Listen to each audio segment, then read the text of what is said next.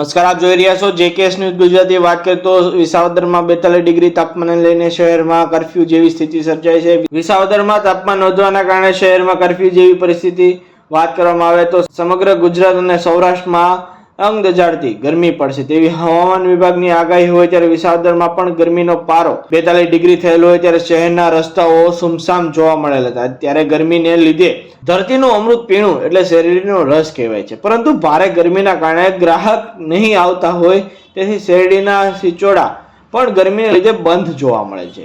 જેકેએસ news સાથે હરેશ મહેતા, વિસાવદર। તમારું નામ શું છે ભાઈ? વિશાળ કાલુ। શેનો ધંધો કરો?